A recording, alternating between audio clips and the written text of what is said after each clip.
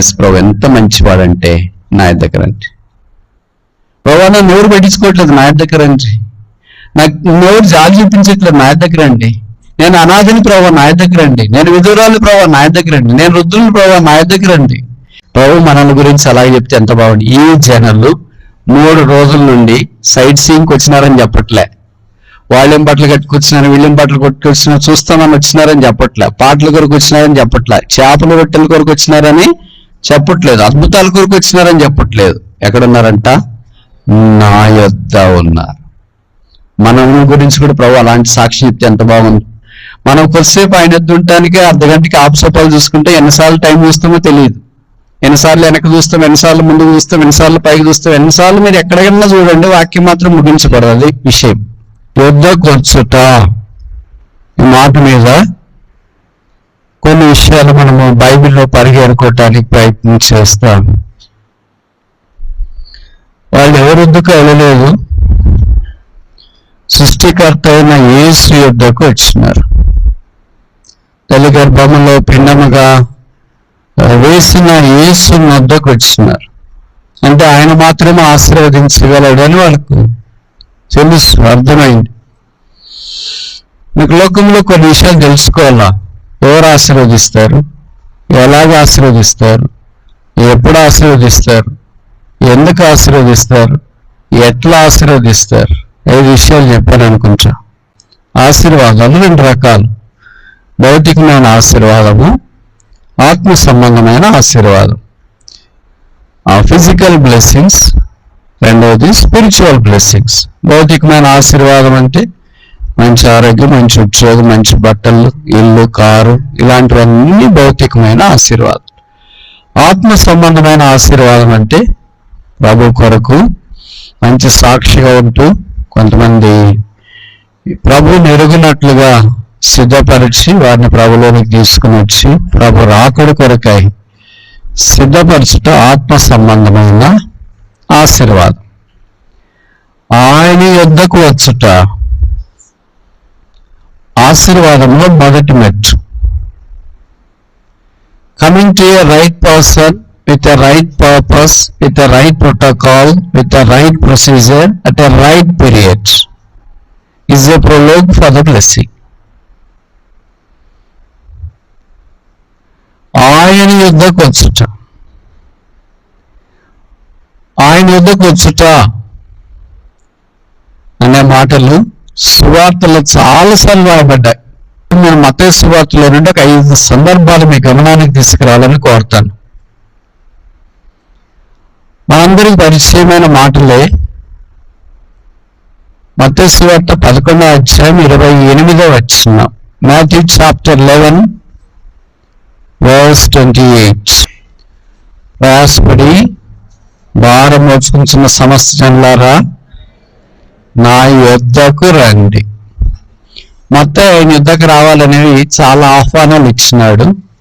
దాంట్లో ఇది ప్రముఖం. కమ్ అంటు మీ, నా యొద్దకు రండి. అంటే ఆయన దగ్గర కాకుండా ఇంకా చాలా వాళ్ళ దగ్గరికి వెళ్తుండొచ్చు. వారికి అక్కడ భారం తగ్గించుకోవాలని వెళ్తున్నారు, కానీ ఇంకా భారం అయిపోతున్నారు. వాళ్ళే భారం అవుతున్నారు, వెళ్ళిన వాళ్ళకి కూడా భారం అయిపోయారు. ఈ భారం రకరకాలు. కొంతమంది కుటుంబ భారము ఉండొచ్చు, కొంతమందికి పాప భారము, కొంతమందికి శరీర భారము, ఆర్థిక భారము, ఇబ్బందుల భారము, ఇలాగ రకరకాలైన భారాలు ఉండొచ్చు. భారం లేకుండా ఇక్కడ ఎవరు లేరు. ఏదో ఒక భారం కలిగి ఉన్నారు. దాంట్లో తీవ్రమైనది పాప భారం. అది తొలగించబడితేనే తేలిక అవుతుంది. ఎవరు పాపులు? బైబిల్లో రాయబడింది ఏ భేదం లేదు, అందరూ ఎలాంటి వాళ్ళైనా, ఏ కులమైనా, ఏ ప్రాంతమైనా, ఏ ప్రజలైనా, స్త్రీలైనా, పురుషులైనా, చిన్నోళ్ళైనా, పెద్దోళ్ళైనా, చదువున్నా, చదువు లేకపోయినా, ఆరోగ్యం ఉన్నా, ఆరోగ్యం లేకపోయినా అందరూ పాపం చేశారు. నేను ఈ మాట చెప్తే మీరు అనొచ్చు, అందరూ పాపం చేసినారు అంటున్నారు కదా, అందరికి వస్తుందా? ఇక్కడ ఉన్న వాళ్ళే పాపులు, అమెరికా వాళ్ళు పాపులు కాదంటానికి లేదు. పాపం ఒక్క మనుషుల ద్వారా ఈ భూమి మీదకి ఎలాగొచ్చిందో అలాగే మనుషులందరిలో పాపం విస్తరిస్తూ వచ్చింది తెలియకుండా. ఎవరు కావాలని కోరుకున్నారా? పాపం మనుషుని అలా కబలించడం సాధ్యం కాదా? పాపము నుండి విముక్తి పొందటానికి కూడా దేవుడు అదే పరిష్కారం ఏర్పాటు చేశాడు. అందుకే బైబిల్లో రాయబడింది, రోమపత్రిక 5వ అధ్యాయంలో, దేవుడు మన వల్ల తన ప్రేమను వెల్లడిపరుచున్నాడు.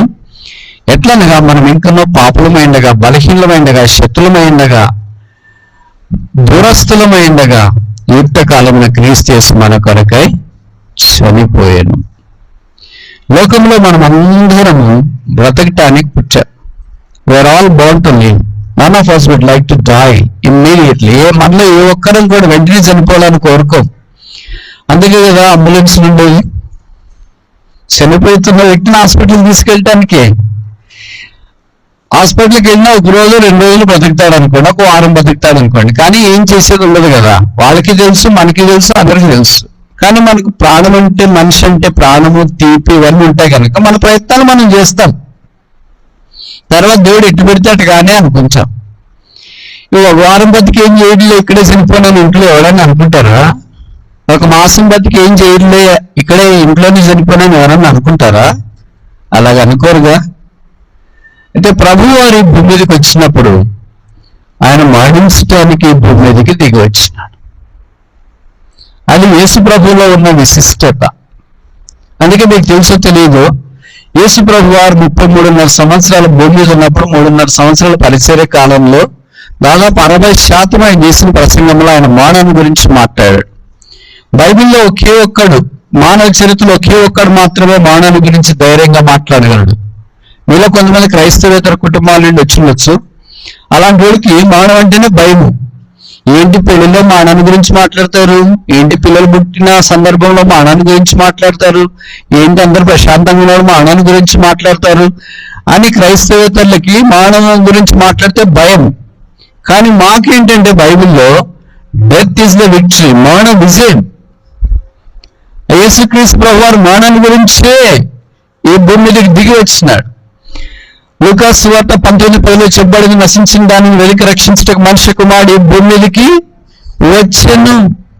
ఒక ప్రాణం పెట్టడానికి దేవుడు మానవుడికి భూమి మీదకి దిగి వచ్చినాడు. దేవుడు మనుషుని కొరకు ప్రాణం ఎందుకు పెట్టాలి? మనుషుడు దేవుడి దగ్గరికి వెళ్ళలేడు. కొంతమంది చెప్తుంటారు కదా, ఎక్కడికి వెళ్ళి వచ్చారంటే దేవుడి దగ్గరికి వెళ్ళి వచ్చామండి అని. దేవుడి దగ్గరికి వెళ్తారండి మీరు? మామూలుగా చెప్పండి, సూర్యుని దగ్గరికి వెళ్తారా?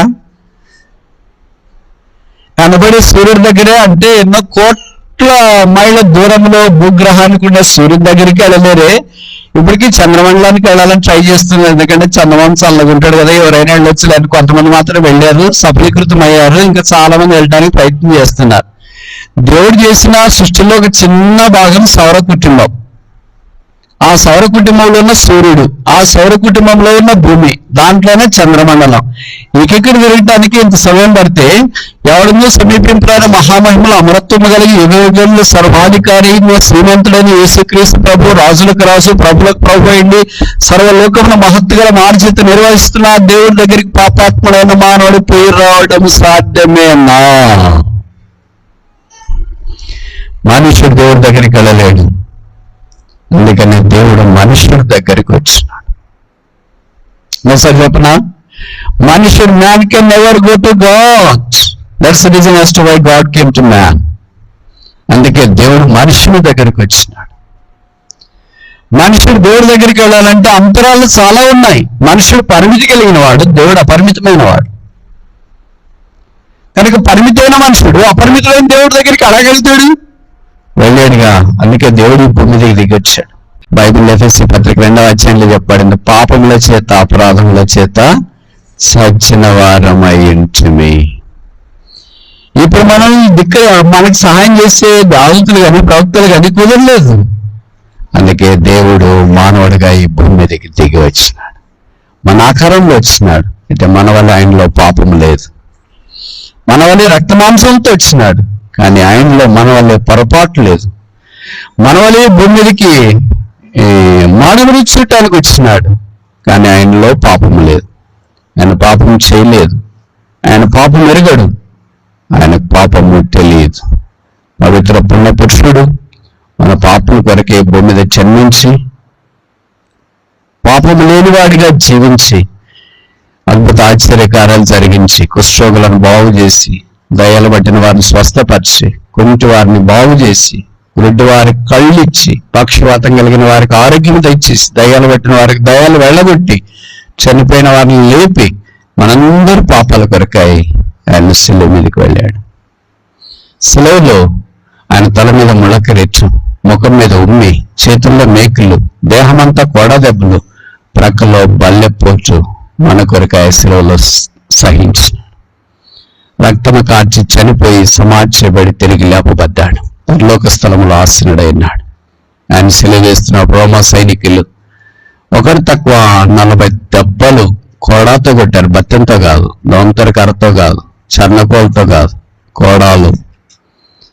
పాపము చేయని ఆ దేవకుమారుణ్ణి దేవుడు శిలువలో అతను నలుగొట్టుట యెహోవాకు ఇష్టమాయెను. మొదటి దెబ్బ, రెండో దెబ్బ, ఐదో దెబ్బ, 10వ దెబ్బ, 15, 20, 25, 30, 35, 36, 37, 39 స్టాప్. ఏ తల్లి కానీ ఏ తండ్రి కానీ తమ బిడ్డలను అన్ని దెబ్బలు నాకు తెలిసి జీవితాంతం కూడా కొట్టారు. అయితే దేవుడు తన ఏకైక కుమారుణ్ణి ఒక్క శిలువ దగ్గరే ఏకధాటిగా 39 దెబ్బలకు అనుమతించినాడు. దేవుని ప్రేమ ఆ శిలువలో మన పక్షాన యేసుక్రీస్తు శిలువకు అప్పగించిన దానిని బట్టి ఆయన రుజువు చేశాడు. ఆయనలో ప్రేమ ఉంది. అందుకే బైబిల్లో రాయబడిన యేసు రక్తం ప్రతి పాపము నుండి మనల్ని కడిగిపోవతలుగా ఇచ్చిండు. మీరు అనొచ్చు, ఎందుకండి యేసు ప్రభువే అని, నా యొద్దకే రమ్మన్నాడు అని. గొర్రెలు కాపరి దగ్గరికే వెళతాయి, పశువుల యజమాని దగ్గరికే వెళతాయి. ఎవరు వారికి తగిన వాళ్ళ దగ్గరికే వాళ్ళు వెళ్తారు. మనుషులు దేవుని రూపంలో చేయబడ్డారు కనుక ఆ దేవుడి దగ్గరికే వెళతారు. ఆయన పేరే బైబిల్లో రాయబడిన దేవుడు ఒక్కడే, దేవునికి నరులకు మధ్యవర్తి ఒక్కడే, ఆయనే క్రీస్తు యేసును. ఎవరు ఎవరు దేవదూత కాదు, నరుడు. ఎందుకు నరుడుగా వచ్చినాడు? ఆదికాండం 6వ అధ్యాయంలో నరుల చెడుతనము భూమి మీద గొప్పదనియు వారి తలంపులలోని ఊహలన్నీ కేవలము చెడ్డవని దేవుడు సూచన. కనుక నరుడు మానవుని యొక్క జీవితం బాగలేదు కనుక ఆ మానవుని బాగు చేయటానికి యేసు మానవుడిగా ఈ భూమి మీదకి దిగి వచ్చినాడు. మనుషుని యొక్క అపవిత్రమైన పాపము మనుషుని ఆ రక్తంలో నరనలా ఉంది. పాపం ఎక్కడుందంటే ఏం చెప్తారు? కళ్ళలో ఉంది, చెవుల్లో ఉంది, చేతుల్లో ఉంది, కాళ్ళలో ఉంది, హృదయంలో ఉంది, గుండెల్లో ఉంది. ఎక్కడుంది? మనిషిలో పాపం యొక్క నివాస స్థలం ఏంటి? చిన్న చిన్న ప్రశ్నలకు ఇలాంటి పెద్ద పండితులు జవాబు చెప్పాలంటే ఇబ్బంది అనుకుంటా కదా. రక్తం ఎక్కడ మనలో ప్రవహిస్తుందో అక్కడంతా పాపం ప్రవహిస్తుంది. అరికాలు మొదలుకొని నన్నిత దాకా కొంచెమైనను స్వస్థత లేదు. ఇలాంటి మానవుని కడిగి శుద్ధీకరించుట కొరకాయి నిర్దోషమైన నిష్కళంకమైన గొర్రెపిల్ల యేసు రక్తం మనకు అవసరం. ఇప్పుడు మనుషులందరి పాపానికి ఒకే ఒక దైవ కుమారుని యొక్క రక్తము దేవుడు పరలోకానికి వెళ్ళటానికి ఏర్పాటు చేసిన మార్గం. పాపము యేసు రక్తము కడిగి శుద్ధీకరిస్తుంది. ఏ పాపైనా ఎలాంటి వ్యక్తి అయినా ఆ యేసు ప్రభు రక్తం దగ్గరకు వచ్చి కడగబడి శుద్ధీకరింపబడవచ్చును. అందుకే బైబిల్లో రాయబడింది, నా యొద్దకు రండి నేను మీకు విశ్రాంతిని కలగచేతును. పాప భారంతో మూలుగుతున్నావా? జడిసిపోయావా? డసిపోయావా? సోలిపోయావా? సొమ్మసిల్లిపోయావా? ఏం చేలో తోచకుండా అలాగే ఉండిపోయావా? ఎన్నో ప్రయత్నాలు చేసావు కదా. ప్రభు యొక్క ప్రేమ సందేశము మీకు ప్రకటన చేయించున్నా. ఆయన ప్రేమామయుడు, పాపల రక్షకుడు, కన్నీరు తుడిచే దేవుడు, పాపల కొరికి భూమికి దిగి వచ్చిన పాపల స్నేహితుడు, గాయాలు కట్టేవాడు, సమస్తమును బాగా చేసే దేవుడు. యేసు నుండి విశ్వాసం ఉంచు, అప్పుడు నీవును నీ ఇంటి వారును రక్షణ పాప క్షమాపణ పొందెదరు. ప్రభువైన యేసు క్రీస్తు ప్రభువు లేకుండా సమాధానం లేదు, యేసు లేకుండా నెమ్మది లేదు, యేసు లేకుండా ఆనందం లేదు, యేసు లేకుండా పరలోక ప్రాప్తి లేదు. ఇది బైబిల్ తెలియజేస్తుంది. అందుకే యేసు ద్వారా పరలోక రాజ్య ప్రవేశం పొందాలని యేసు ప్రభు నామమున మీకు ప్రేమతో మనవి చేయించున్నా. కొందరు చిన్న బిడ్డలను ఆశీర్వదించవాలని ఆయన యొద్దకు తెచ్చిరి. ఆయన యొద్దకు వచ్చినప్పుడు మొదట ఆశీర్వాదం, పాపక్షమాపణ, మారు మనస్సు, రక్షణ భాగ్యం, పాప భారం అంతా తొలగించబడుతుంది. చెప్పన సఖ్యమును మహిమయుక్తమైన సంతోషం మన హృదయంలోని దావానంలా వ్యాపిస్తుంది.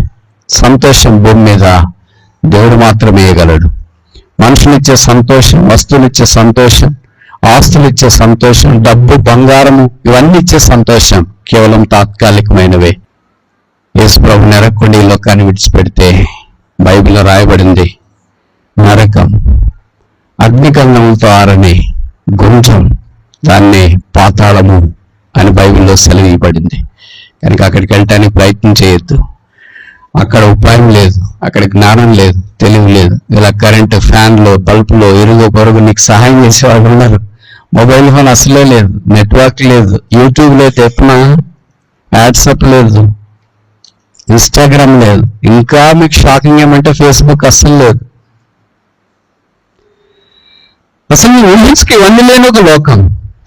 అదే నరకం, అదే పాతాళం, అదే అగ్నికొండం. అక్కడికి నువ్వు వెళ్ళొద్దు. యేసు దగ్గర క్షమాపణ కోరు, జీవితాన్ని మార్చుకో. ప్రభువు నిన్ను ఆశీర్వదించాలని కోరుతున్నాడు.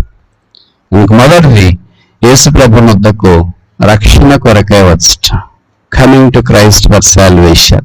నా దగ్గర రండి, నేను మీకు విశ్రాంతిని కలగచి. రెండోది చూస్తాము, మత్తయి సువార్త 5వ అధ్యాయం. Gospel according to Matthew chapter 5 verse 1. Matthew chapter 5.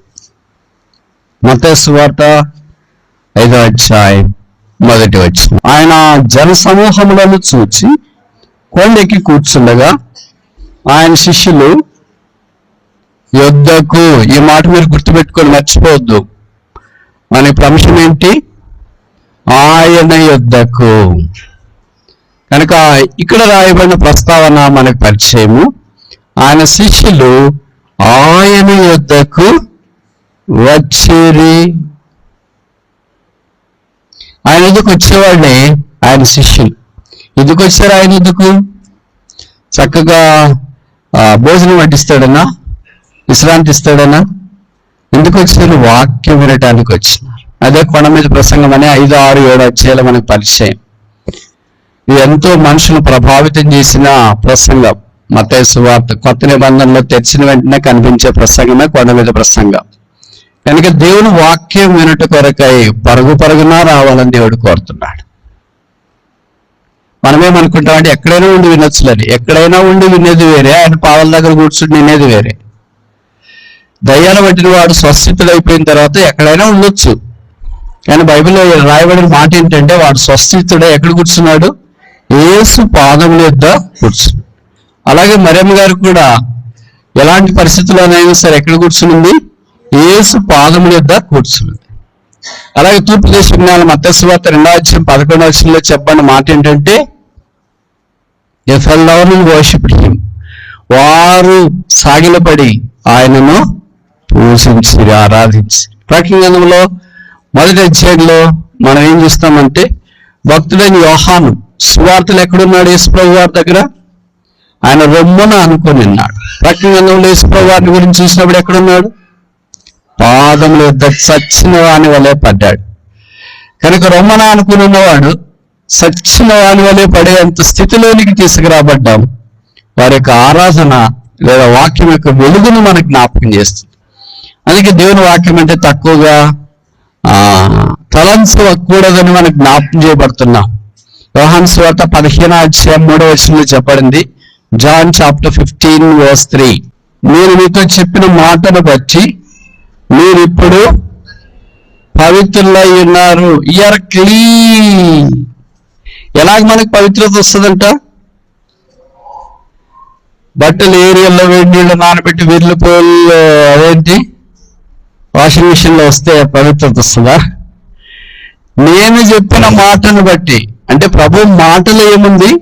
పవిత్రత ఉంది. ఎలా జరుగుతుందో మనకు తెలియదు ప్రాసెస్. అందుకని ఎఫెసీ పత్రికలో చెప్పబడింది, వాక్యం అనే ఉదక స్నానము చేత మనము ఆత్మీయముగా శుద్ధీకరించబడటానికి యేసుప్రభు యొక్క వాక్యము కార్యసిద్ధి కలిగిస్తుంది. ఎలాగ చేస్తుంది అనేది మనకు తెలియదు. చూడండి, అన్ని మనకు తెలియకుండా ఏం అన్ని తెలిసి మనం ఏం చేయం కదా. ఈ వాచ్ ఎలాగ పనిచేస్తుందో తెలుసా? అద్దాలు ఎలాగ పనిచేస్తాయో తెలుసా? చిన్న మాత్రలు ఎలాగ మనకు పనిచేస్తాయో తెలుసా? మీ మొబైల్ ఎలాగ పనిచేస్తుందో తెలుసా? తెలియదు, కానీ పనిచేస్తుంది, వాడుతూనే ఉన్నాం, దాని ప్రయోజనాలు మనం పొందుతూనే ఉన్నాం. అలాగే దేవుని వాక్యం వినడం ద్వారా అది మనల్ని ఎలాగ పవిత్రులుగా చేస్తుందో మనకు తెలియదు. కానీ దేవుని వాక్యం నమ్ముట మన జీవితానికి పవిత్రతకు పునాదిన సంగతి మనం మర్చిపోకూడదు. అందుకే యోహాను 17:17 చెప్పబడింది, ఫర్ దై word is truth, consecrate us in thy truth. నీ వాక్యం సత్యం కనుక నీ వాక్యమందు మమ్మను ప్రతిష్ఠించును. మనమందరం చిన్న బిడ్డతో సహా పెద్దలు, తల్లిదండ్రులు, సేవకులు, బోధకులు, కాపర్లు, ఉపదేశకులు ఎవరైనా సరే ప్రతిష్ఠించబడవలసిన స్థలం ఏంటి? దేవుని వాక్యం. యేసుప్రభువు చేసిన ప్రార్థన అదే, consecrate us in thy truth, for thy word is truth. వారిని నువ్వు సత్యమందు ప్రతిష్ఠించుము, నీ వాక్యమే సత్యం. కనుక ప్రభు వారి వాక్యం వినటానికి శిష్యులు వేగిరబడి వచ్చినారు. వారి జీవితం అంతా ప్రభు ఉన్నంత దాకా వాక్యం వింటూనే వచ్చినారు. అందుకని యేసు ప్రభు వారు బాప్తిసం తీసుకుని యోర్దాను నదిలో నుండి బయటకు వచ్చేటప్పుడు కూడా శిష్యుల కొరకు చెప్పబడిన బలమైన మాట ఏంటి? మత్తయి 3:17 చెప్పబడింది అనుకుంటా. This is my beloved son in whom I am well pleased, hear ye him. ఈయన నా ప్రియకుమారుడు, ఈయన యందు నేను ఆనందించున్నాను. ఏ వినాలంట? ఈయన మాట వినండి. మన సేన గీతల పాట కూడా ఉంది, అది బహుశా పాత వాళ్ళకి ఎవరికన్నా వస్తుంటది, కొత్త వాళ్ళకి ఎవరు రాదనుకోండి. ఈయన మాట వినుడి, మీరు ఈయన మాట వినుడి, ఈయన మాట వినుడి. ఆయన మాటలో అంత శక్తి ఉంది. అంటే మనం అందరూ మాటలు వినడానికి ప్రయత్నం చేస్తుంటాం, ఆయన మాట తప్ప. మనుషుల మాటలు వింటే మనకు కంపరం వస్తుంది, తర్వాత కలవరం వస్తుంది, భయం వస్తుంది, దిగులు వస్తుంది, చింత వస్తుంది. ఇప్పుడు చెప్తుంటారు కదా చాలా మంది, మరి వాట్సాప్ గ్రూపులో ఉంటారు, తర్వాత అక్కడ మీడియాలోనా, ఏ మీడియాలోనైనా ఇవన్నీ దుర్వార్తలు. దేవుని వాక్యానికి స్థలం లేనప్పుడు దాన్ని బట్టే చాలా మంది చనిపోతారు. భయం చేత అనేకులు కూలిన వాక్యంలో రాశారు. అసలు వాళ్ళు దేనికి భయపడేవాళ్ళు కాదు తెలుసా? దయ్యాలకు కూడా భయపడేవాళ్ళు కాదు. కనుక దేవుని వాక్యం ఏం చేస్తుందంటే మనం దృఢంగా ఉండేటట్టు చేస్తుంది, దుర్వార్తకు జడికుడు ఉండేటట్టు చేస్తుంది. అందుకని శిష్యులు ఆయన వద్దకు వచ్చిరి. కనుక మొదటిది ఏంటి? Come to him for salvation, రక్షణ కొరకు ఆయన వద్దకు రండి. రెండవది ఏంటి? Come to him for scriptures, వాక్యము కొరకు ఆయన వద్దకు రండి. సమయం అయిపోతుంది కనుక ఇంకోటి చూసి ముగిస్తామా? Matthew chapter 14 verse 17. వారు ఇక్కడ మన యొక్క 5 రొట్టెలను 2 చేపలను తప్ప మరేమీ లేదని ఆయనతో చెప్పి, అందుకైన వాటిని నా యొద్దకు తేండి. ఆయన యొద్దకు తీసుకెళ్ళడం ద్వారా తర్వాత ఏం జరిగింది అనేది నాకన్నా మీకు బాగా తెలుసు. వారు 5 రొట్టెలు 2 చేపలు ఆయన ఆకాశం వైపు కన్నెలెత్తి ఆశీర్వదించి ఆ రొట్టెలు వేరొచ్చి ఎవరికి ఇచ్చినాడు? జనసమూహం కాదు, దారిముడి పోయేవాళ్ళకి కాదు. ఎవరి చేతిలో పడితే ఆశీర్వాదం వస్తుంది? ప్రభు చేతిలో నుండి శిష్యులకు ఇచ్చి. కనుక శిష్యులు వడ్డించినప్పుడు వారు తిని తృప్తి పొందినారు, 12 గంపలు ఎత్తినట్లుగా వాక్యంలో మనం చూస్తాం. కనుక మనకున్నది ఆయన దగ్గరికి తీసుకొని వచ్చినప్పుడు ఆయన ఆశీర్వదించి దీవించేవాడన్న సంగతి మనం గుర్తించాలి. ఎవరికైనా సహాయం చేస్తాడు అలాగా. 15:32, Matthew chapter 15 verse 32, మత్తయి 15:32. అంతటి యేసు తన శిష్యులను పిలిచి, ఈ జనులు నేటికి 3 దినముల నుండి ఎక్కడ? ఈ మాట చదవాల్సింది, మీరు మెల్లగా చదువుతున్నారు. అది గట్టిగా చదవండి. నా యొద్ద. What a beautiful testimony. ప్రభు మనల్ని గురించి అలాగే చెప్తే ఎంత బాగుంది. ఈ జనులు 3 రోజుల నుండి సైట్ సీయింగ్ వచ్చినారని చెప్పట్లే, వాళ్ళేం బట్టలు కట్టుకొచ్చినారు, వీళ్ళేం బట్టలు కొట్టుకొచ్చినారు, చూస్తామని వచ్చినారని చెప్పట్లే, పాటల కొరకు వచ్చినారని చెప్పట్లే, చేపల రొట్టెల కొరకు వచ్చినారని చెప్పట్లేదు, అద్భుతాల కొరకు వచ్చినారని చెప్పట్లేదు. ఎక్కడున్నారంట? నా యొద్ద ఉన్నారు. మన గురించి కూడా ప్రభు అలాంటి సాక్షి చెప్తే ఎంత బాగుంది. మనం కొద్దిసేపు ఆయన యొద్ద ఉండటానికి అర్ధగంటకి ఆపుసోపాలు చూసుకుంటే ఎన్నిసార్లు టైం చూస్తామో తెలియదు. ఎన్నిసార్లు వెనక్కి చూస్తాం, ఎన్నిసార్లు ముందుకు చూస్తాం, ఎన్నిసార్లు పైకి చూస్తాం, ఎన్నిసార్లు మీరు ఎక్కడికన్నా చూడండి, వాక్యం మాత్రం ముగించబడదు. అది విషయం. కానీ విచిత్రం ఏంటంటే ప్రభు దగ్గర 3 రోజులు ఉన్నారంట. ప్రభు దగ్గర మనకు అర్ధగంట ఉండటానికి, గంట ఉండటానికి ఇంత కష్టమైతే 3 రోజులు యేసుప్రభు మన దగ్గరికి వచ్చి ఇక్కడ ఉన్నాడు అనుకోండి, మనం 3 రోజులు ఉంటామా ఉండరా?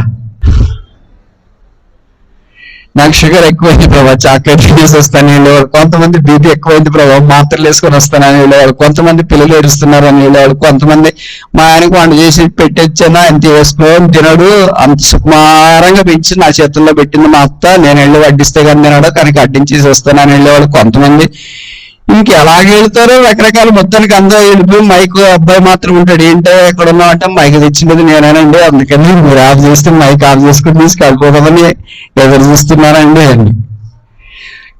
యేసు దగ్గరికి మొదటి రోజు ఎంతమంది వచ్చారు? 2వ రోజు 3వ రోజుకి తగ్గారెక్కరా? అంతే, సేమ్ టు సేమ్. మొదటి రోజు ఎంతమంది, 2వ రోజు అట్లా ఉన్నా, 3వ రోజు కూడా ఎట్లా ఉన్నారు. మనలాంటి వాళ్ళు అయితే అబ్బో ఈయన భోజనం పెట్టే రకం కాదు, 3 రోజులైనా ప్రార్థన చేయించే రకము, ఇంత అంటే చాలా కష్టంలో, కావాలంటే బయటికి పోయి టీ తాగి అది వడలో ఇడ్లీలు ఏదో ఒకటి తినేసి వస్తాము అని వచ్చి వెళ్తాం మేము. కానీ ప్రభు వాళ్ళందరినీ చూసి ఇచ్చిన సాక్ష్యం ఏంటంటే, ఈ జనంలో 3 రోజుల నుండి నా యొద్ద ఉన్నారు, వాడిని ఖాళీకి పంపించడం నాకు ఇష్టం లేదు. కనుక ఎవరైతే ఆయన యొద్ద ఉంటారో అలాంటి వారు ఆయన యొద్దకు తెచ్చినప్పుడు దేవుడు వాటిని ఆశీర్వదించి దీవించాలని కోరుతున్నాడు. ఇది 30 అంతలు, 60 అంతలు, 100 అంతలు. Come to me for supply. మీకు అవసరమైన సహాయం కొరకు నా దగ్గర రండి. మీ దగ్గర ఏముందో తీసుకురండి. రొట్టెలైనా, ఎవరి రొట్టెలైనా, మామూలు రొట్టెలైనా, చేపలైనా, చిన్న చేపలైనా, పెద్ద చేపలైనా నా దగ్గర తీసుకురండి. ఆ దినాల్లో వాళ్ళకి చేపలు ఉన్నాయి, మనకైతే బ్రాయిలర్ కోళ్ళు ఉన్నాయి. ఇంకా ఆత్మీయంగా చెప్పాలంటే మన దగ్గర ఉన్న బలహీనతలు, పొరపాట్లు, పతనాలు ఇవన్నీ ప్రభు దగ్గర తీసుకెళ్ళినప్పుడు ప్రభు దాన్ని క్షమించి కడిగి శుద్ధీకరించి వాడుకోవాలని కోరుతున్నాడు. కనుక ఏ అక్కరున్నా, ఏ కొరతున్నా నా దగ్గరికి తీసుకురండి, నా ఎదుగు తిండి. ఇలాగ చెప్పేవాళ్ళు ఎవరైనా ఉంటారా? నా దగ్గర రావద్దని నేను వాళ్ళు చాలా మంది ఉంటారు. వాళ్ళు మొదటి చెప్తారు, నేను ఉండట్లేదండి, వచ్చే వారము మీరేం రావద్దండి ఇక్కడికి. ఎంత పాలిష్గా చెప్తారు, ఎంత తేలిగ్గా చెప్తారు, ఎంత జ్ఞానంగా చెప్తారు నాకంటే మీకు బాగా తెలుసు కదా. యేసు ప్రభు ఎంత మంచివాడంటే నా దగ్గర రండి. ప్రభు నా నోరు పెట్టించుకోవట్లేదు, నా దగ్గర రండి. నాకు నోరు జాలి చూపించట్లేదు, నా దగ్గర రండి. నేను అనాథని ప్రభు, నా దగ్గర రండి. నేను విధురాలు ప్రభు, నా దగ్గర రండి. నేను వృద్ధుని ప్రభు, నా దగ్గర రండి. నాకు రోగం వచ్చింది ప్రభు, నా దగ్గర రండి. వాళ్ళు కూడా అందరూ ఉన్నారు బైబిల్. ఇప్పుడు మత్తయి సువార్తలో మనం చూపించడానికి సమయం లేదు. నేను ఒక విషయం అడగొచ్చు, సమయం మత్తయి సువార్తలో నా యొద్దకు రండి లేదా నా యొద్దకు అనే మాట ఎన్నిసార్లు రాయబడి తెలుసా? చిన్న పదమే, ఆ పదంలో ఇంత అర్థం ప్రభు ఇమిడిచ్చు. ఆయన దగ్గర 2 రకాలుగా రావచ్చు. మొదటిది ఏంటంటే మంచి కొరకు రావచ్చు. రెండోది ఆయన విమర్శించడానికి కొంతమంది వచ్చినారు. ఆ స్టార్టింగ్ లోనే వచ్చేసాడు. మత్తయి సువార్త 4వ అధ్యాయం 3వ వచనంలో ఎవరు? శోధకుడు సాతాను ఆయన యొద్దకు వచ్చి. కనుక ఆయన కూడా వచ్చేస్తాడు. ఆయన వచ్చినాడు కదా అని మనం ఆ టైపు రాకూడదు. అలా కొంతమంది శాస్త్రులు, ధర్మశాస్త్రోపదేశకులు, శబ్దకాయలు వాళ్ళు కూడా వచ్చినారు యేసు దగ్గరికి. ఎందుకని? తప్పులు తిట్టడానికి. తర్వాత యాకోబు యోహానులో వాళ్ళ తల్లి కూడా వచ్చేసింది. ఎందుకని? వాళ్ళకి మంచి స్థానాలు కావాలని. ఇలాగా రకరకాల కాని కారణాలతో ఆయన దగ్గరికి వచ్చినారు. ప్రభు అలాంటి వారి గురించి పట్టించుకోవట్లేదు. సరైన దృక్పథంతో ఆయన ఎద్దకు వచ్చే వారి కొరకు ఆయన ఎదురు చూస్తున్నారు. ఇప్పుడు ఈ చిన్న పిల్లలను ఆయన ఎద్దకు వారు సరైన దృక్పథంతో తీసుకొని వచ్చినారు. ఏంటి వారు తీసుకొని వచ్చిన ఉద్దేశం అంటే, ముట్టితే చాలు. అంటే ఆయన టచ్ లో his touch has power. Shock కొడుతుంది అంటారు కదా కొంతమంది. ఆయన స్పర్శలో అంత శక్తి ఉంది. అందుకే రక్తస్రావం కలిగిన స్త్రీ యేసు ప్రభు నా గుంపులో తాకటానికి కూడా ధైర్యం చేయలేక వస్త్రపు చెంగు మాత్రం ముట్టుకునింది. బైబిల్లో రాయబడింది, ఆమె రక్తస్రావము ఆగను, స్వస్థితురాలైంది. ప్రభు అన్నాడు, నన్ను తాకింది ఎవరు? ఆయనలో అంత శక్తి. కనుక ముడితే చాలు మా పిల్లవాడిని అని వచ్చినారు. ఒక ఆశీర్వాదం చాలా అని వచ్చిన. కానీ ప్రభు ఏం చేశాడు? మార్క్స్ వార్త 10:16. Mark chapter 10:60. ఆ బిడలను ఎత్తి కౌగలించుకొని, రెండవది, మూడవది చేతులుంచి ఏం కావాలని వచ్చినారు? ఏం చేశాడు? ఏం చేస్తే చాలని వచ్చారు? ముట్టితే చాలు, తాకితే చాలు అని వచ్చినారు. ఒకటిగా అయితే చాలు మాకు అని యేసు ప్రభు నుండి అని వచ్చినారు. కానీ ప్రభు ఏం చేశాడంటే 1కి 4 అంతలు ఇచ్చినాడు. ఆ ధర్మశాస్త్రం మనకు తెలుసు కదా. జక్కయ్య లూకాసు 19 చూస్తే, అన్న యుద్ధనైనను నేను అన్యాయంగా తీసుకుంటే 4 అంతలు చెల్లిసి. ఇక్కడేమో అన్యాయమని కాదు, ఇది మంచిదే. కానీ మనిషి అయితే ఎంత ఇస్తున్నారో అంత చేతి పదలు అంటారు కదా. 100 రూపాయలు తీసుకుంటే 100 ఇస్తారు, 200 తీసుకుంటే 200 ఇస్తారు. ప్రభు అలా కాదు, 4 అంతలు 4 times. 4 జ్ఞాపకం చేసింది తెలుసా? 4వ దినాన్ని సూర్యుడిని కలగజేసిన, సార్వత్రికాన్ని జ్ఞాపకం చేస్తుంది. 4 సువార్తలు, 4 జీవులు, 4 దిక్కులు. 4 speaks of universality. 4 సార్వత్రికాన్ని జ్ఞాపకం చేస్తుంది. కనుక దేవుడు మన పిల్లలను కూడా అలాగే సార్వత్రికంగా ఆశీర్వదించాలని కోరుతున్నాడు. ముట్టవలన వాళ్ళు వస్తే ఆయన ఎత్తుకొని కౌగలించి, మూడవది చేతులుంచి ఆశీర్వదించు.